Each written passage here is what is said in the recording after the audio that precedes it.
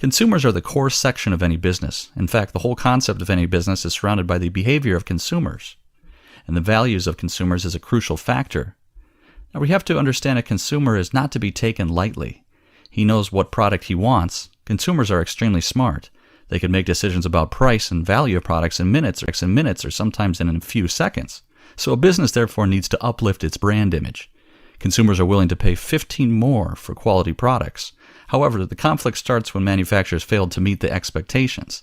This lies in the basic fundamentals of engineering and designing a product. Consumers want products to be softest, but at the same time, they also want products like toilet paper to be light and strong, something which can easily be torn. The brand Tide is a really good example. There was a problem of shaking the washing powder before being put into the machine as it causes the damage of the material of the clothes. Tide is made up to a lot of expectations for consumers.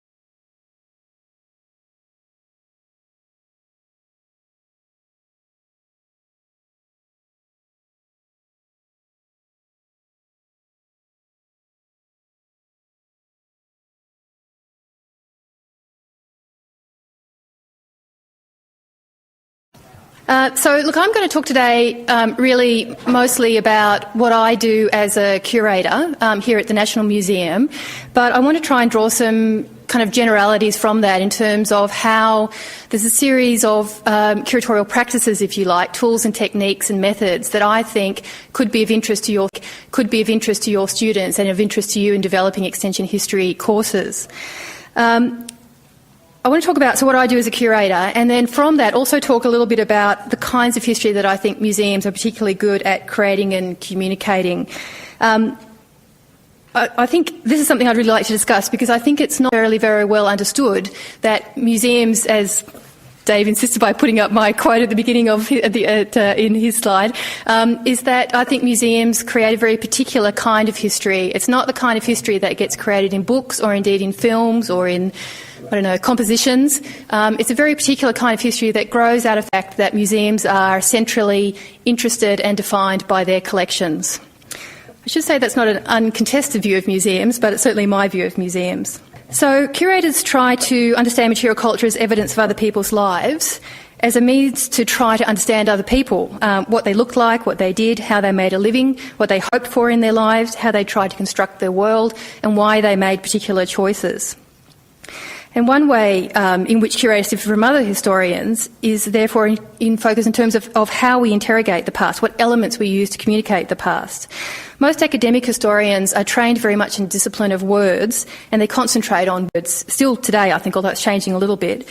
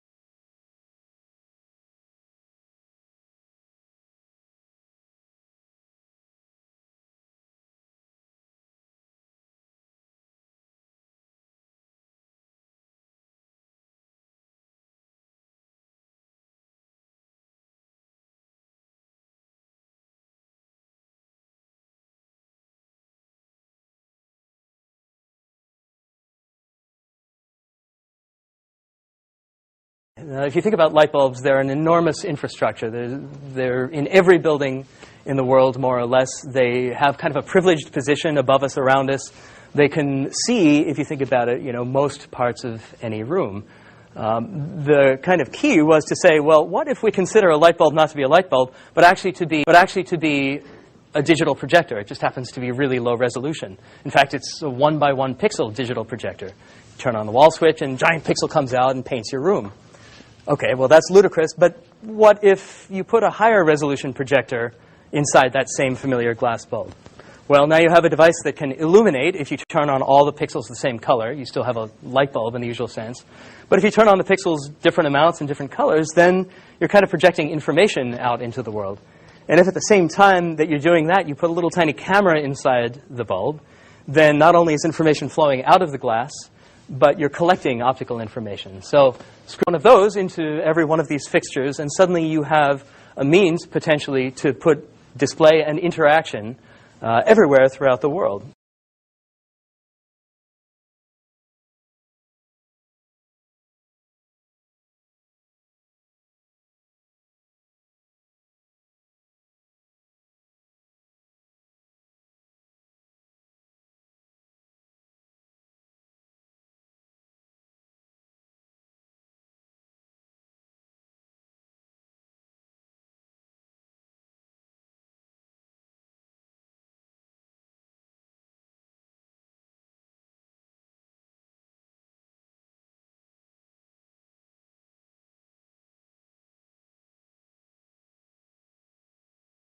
We are led to believe that basically much of eastern North America was heavily cloaked in mature forest that today we covet as old growth, and yet at one time it was the sort of ancestral botanical blanket that covered much of certainly Massachusetts and New England. Certainly one of the first things that happened as increasing waves of colonists arrived was the need to clear the land.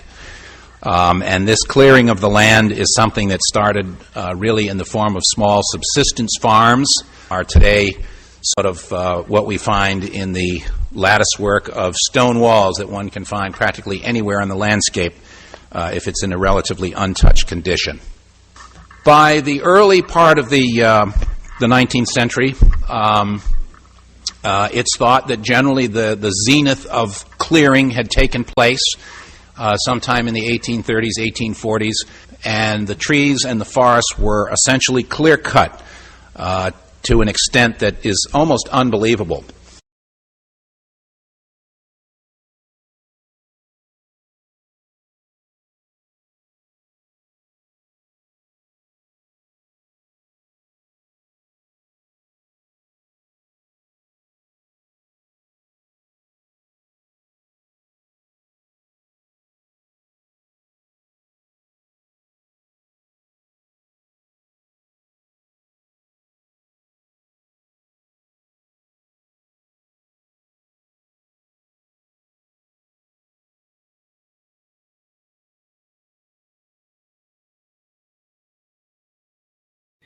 A new study in the BMJ outlines the role that general practitioners will have to play in commercial spaceflight. After all, astronauts typically have to be in tip-top shape, but opening the door to the paying public means that less healthy individuals will soon have access to space too. And the stress of spaceflight, combined with the negative effects of weightlessness on muscle and bone, could cause real problems. It may be up to your personal physician to make the go, no-go call based on your medical history. Among the potential hypotheticals floated in the BMJ study, can my patient with stable angina and a pacemaker for complete heart block participate in a suborbital Virgin Galactic flight? What is the maximum allowable time that my patient with osteoporosis can spend on a planned vacation at a space hotel? There are no official answers, yet,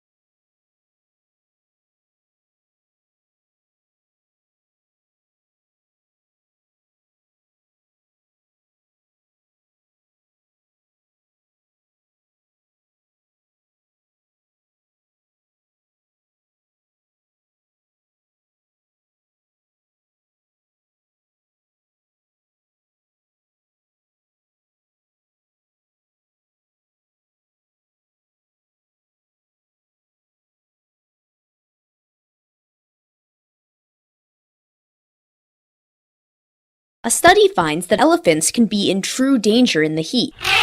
As creatures get bigger, they have smaller surface area to body volume ratios. Fully grown Asian elephants thus pack a lot of mass into a body with a relatively small surface area, and surface area limits how much body heat you can dissipate. For the study, two female elephants in the Audubon Zoo in New Orleans walked around a half-mile track under various conditions. The outdoor temperature during these sessions ranged from a chilly 8 degrees Celsius to a scorching 35 degrees. Sunny, hot days were the worst. The already limited hide is now itself heated by the sun. With the equivalent of a busted radiator, the elephants retained 56 to 100% of their body heat internally, which could make a mere 4 hours of exercise fatal. The research on elephant exertion is in the Journal of Experimental Biology. Fortunately, elephants have ways to beat the heat. Shift activity to after dark and, of course, go for a dip.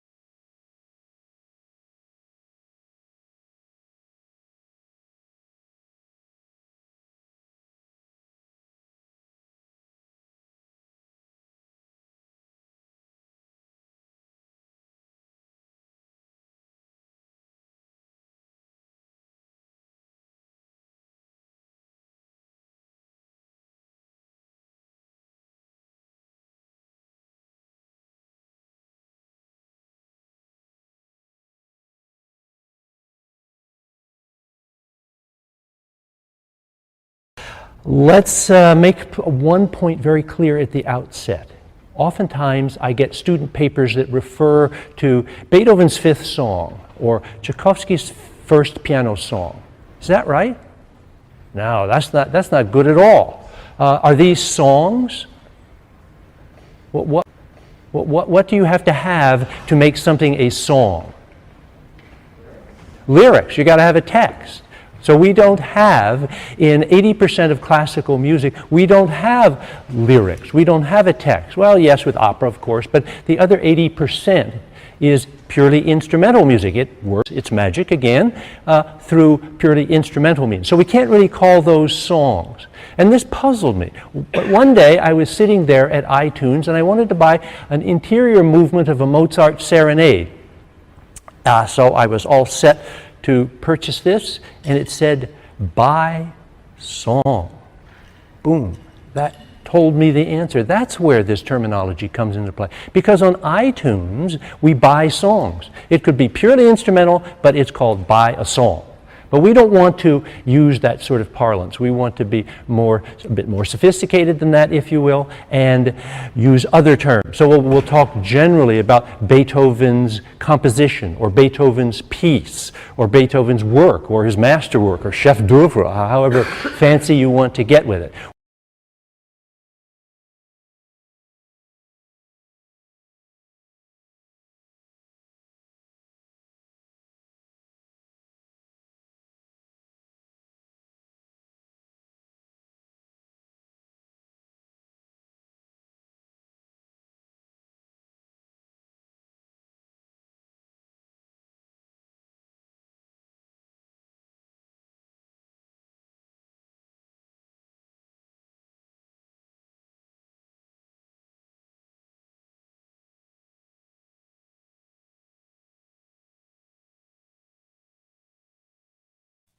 Dr. Tony Wagner believes there are 7 skills that young people need to have in order for them to find and keep a good job in today's economy.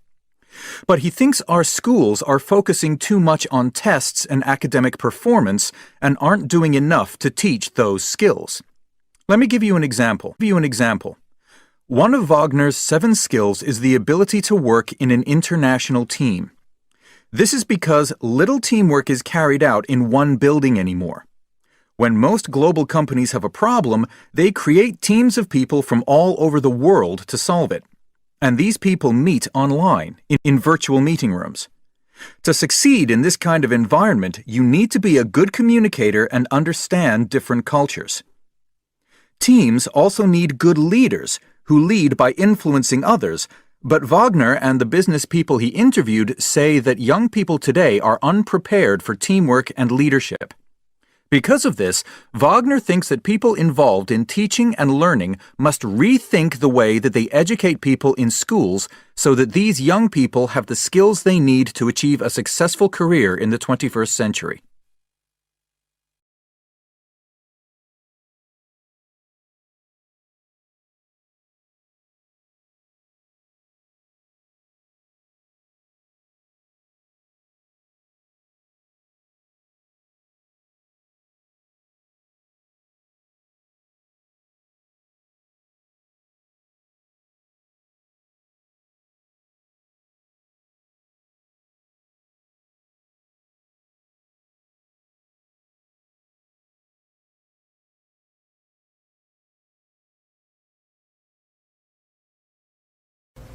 A 140 years later, watching yet another Hollywood remake of King Kong, I was struck by what a poor choice of monster a giant gorilla makes. Gorillas are, for the most part, peaceful vegetarians who live in remote jungle far from humans. The common urban cat, by contrast, is considerably more ferocious. Unlike gorillas, cats are vicious predators and ruthlessly territorial animals that fight and kill regularly. They also have scary claws. Aside from British comedians The Goodies, however, no one has seriously considered making Kitten Kong movies. For once, Hollywood is not to blame for our irrationality. Gorillas captivate our imaginations because of their obvious similarity to humans. But the origin of our fascination with gorillas as violent monsters can probably be blamed on Charles Darwin.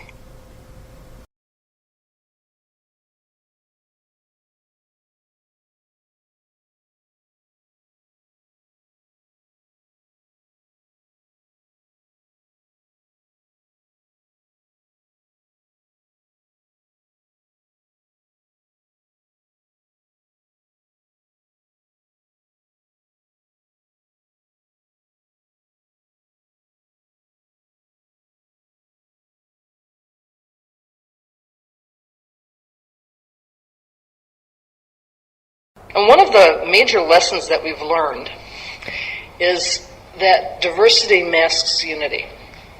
And what I mean by that is that we are so attuned to noticing differences between things, and even differences between people, for example, because it's a tremendous survival advantage for us to recognize a lot of different people and know which ones are our friends and which ones are likely to stab us in the back. It really, really allows you to human beings to prosper. But that keen awareness of diversity actually masks some extraordinary, remarkable unifying principles in living organisms.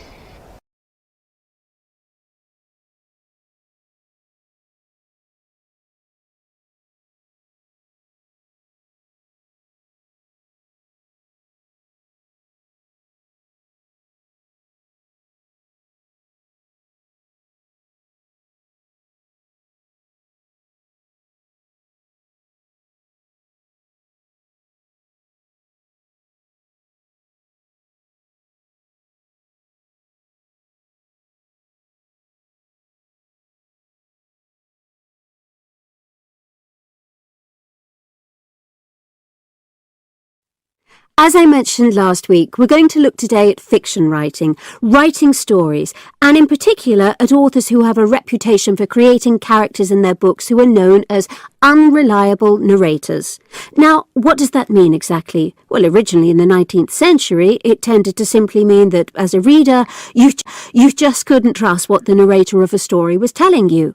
This might have been because they were not giving you important information, or because they themselves, as a character in their own story, lack some kind of personal insight. In later works of literature, this unreliability was used by authors more deliberately, with the direct intention of making a story more complicated for a reader to understand, perhaps a crime novel or a thriller. Nowadays, there's a lot more humour in unreliable narration, and it's often used to make first-person characters enjoyable to read about. So, what all that tells us as a general starting point is that this type of narration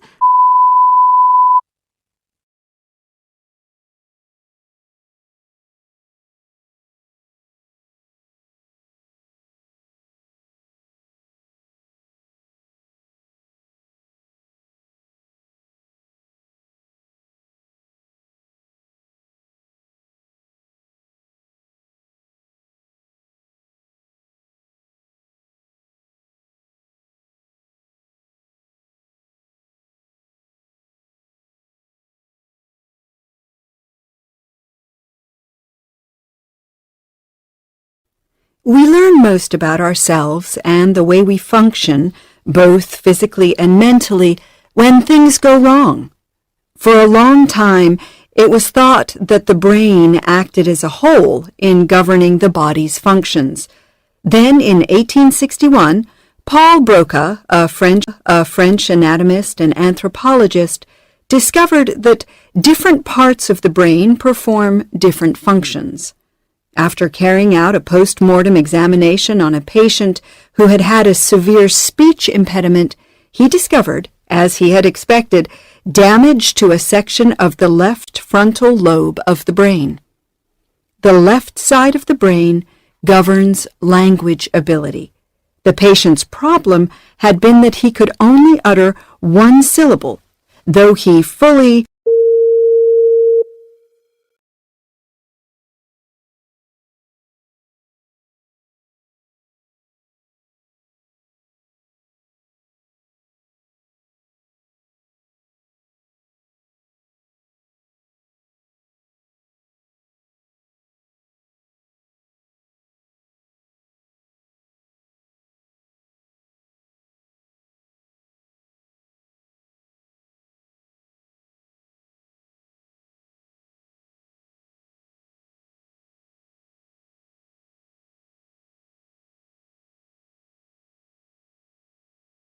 According to a new study, a more diverse population of intestinal bacteria is linked to better health. The work is in the journal Nature. Danish researchers gathered gut microbes from almost 300 obese and non-obese adults. The intestines of roughly 1 in 4 participants contained fewer and less diverse bacteria than average, and members of this group were more likely to be obese and to suffer from gut inflammation. By looking for only a few specific bacteria, researchers could predict whether a subject fell into the low-diversity group. Certain species could even indicate whether an individual was slim or overweight, and these microbial markers might also serve as signs of future health risks, because low-diversity participants who were obese were more likely to gain additional weight over time. But a low-diversity gut won't necessarily doom your health. According to another study in the same journal, it's possible to increase microbial diversity by developing a decent diet.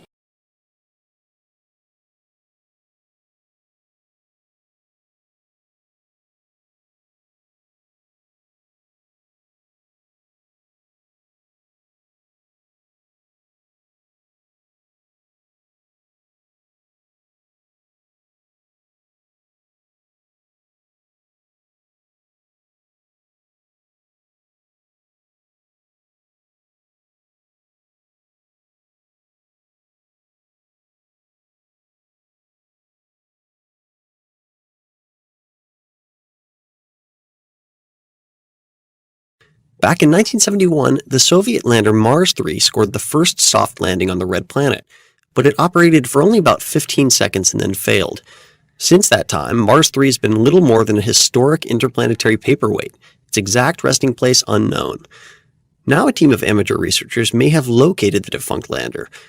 Using imagery taken by NASA's Mars Reconnaissance Orbiter in 2007, the searchers spotted an object that could be Mars 3.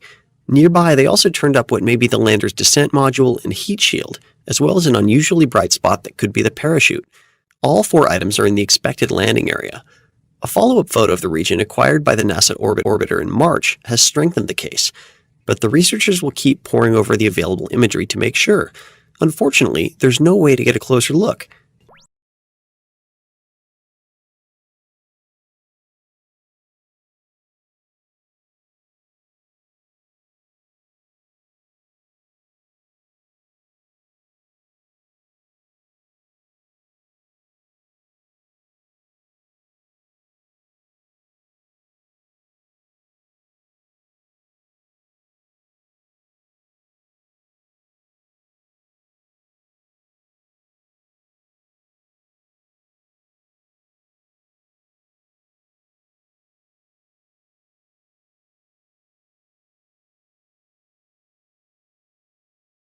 The new law was harder to impose than the government thought.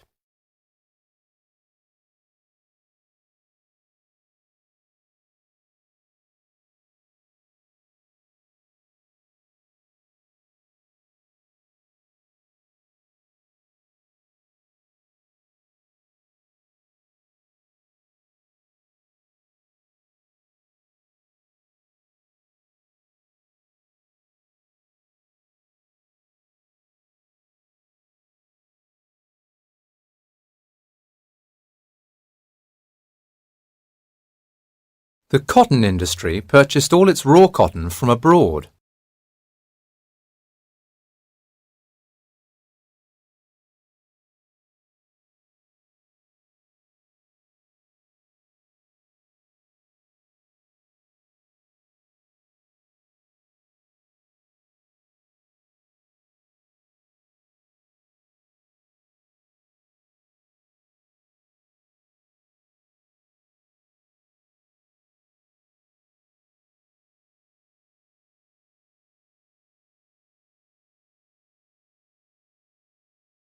It is possible to keep the energy of an atom in two ways.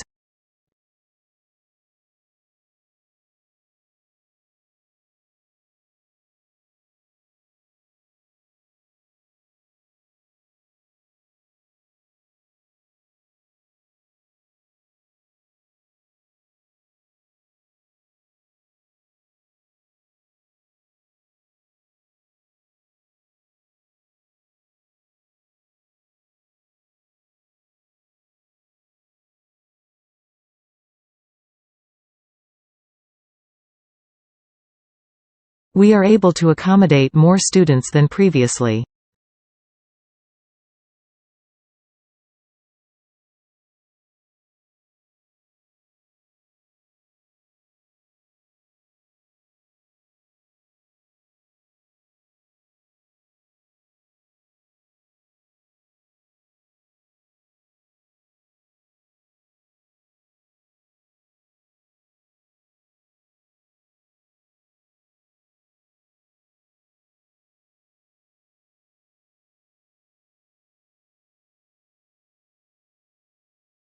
He wrote poetry and plays as well as scientific paper.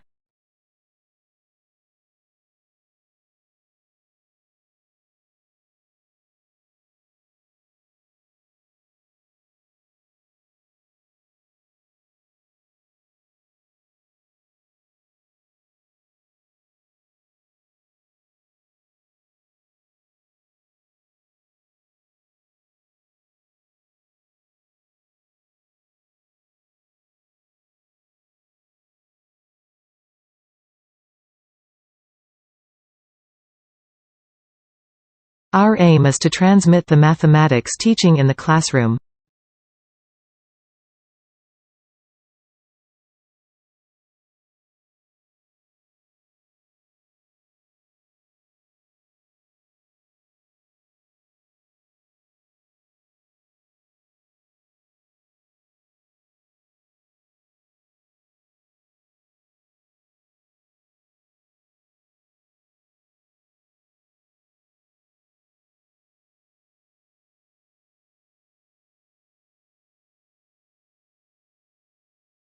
Evidence suggests that the human brain changes shape in response to the way it is used.